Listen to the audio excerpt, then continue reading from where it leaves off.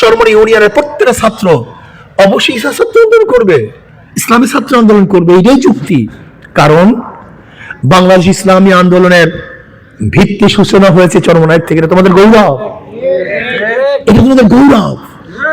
আজকে হোক কালকে হোক যেদিন হোক না কেন এদেশে একদিন ইসলামী বিপ্লব হবে, ইসলামী হুকুমত হবে। ইসলামী হুকুমতের কর্ণধার তোমরাই হবে ইনশাআল্লাহ। এই ইসলামী ছাত্র আন্দোলন চরমোনাই ইউনিয়নে প্রত্যেকটা ছাত্র ইসলামী ছাত্র আন্দোলন করবে। ইসলামী ছাত্র আন্দোলন করলে চরমোনাই ইউনিয়ন কোনো গাঁজাখোর থাকবে না, ইয়াবাখোর থাকবে না, লুটেরা থাকবে না, গুন্ডা থাকবে না, মাস্তান থাকবে না, কেউ ধর্ষিতা হবে না, কোন মেয়ে প্রিজনের শিকার হবে না, জুলুম অত্যাচার বন্ধ হয়ে যাবে। এরকম সমাজকে আমরা চাই না। আমার ব্যবসায় ভাইয়েরা ব্যবসা করবে, চাঁদা দিতে হবে না। আমার মা বোনেরা হাঁটবে, প্রিজনের শিকার হবে না। যেখানে মুসলমান, হিন্দু, বৌদ্ধ, খ্রিস্টান বসবাস করবে প্রত্যেকের সহযোগী হবে, প্রত্যেকের আন্তরিকতার সাথে সাহায্য করবে।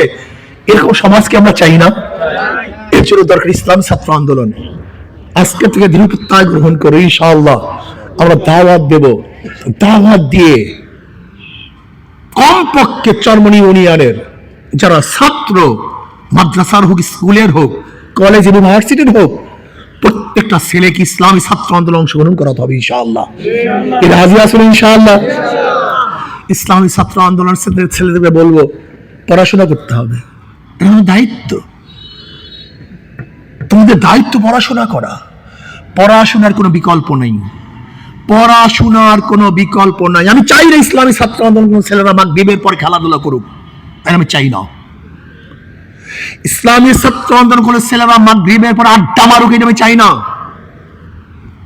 ইসলামী ছাত্র আন্দোলন করে ছেলেরা বেহুদা সময় অপচয় করুক, এইটা আমি চাই না।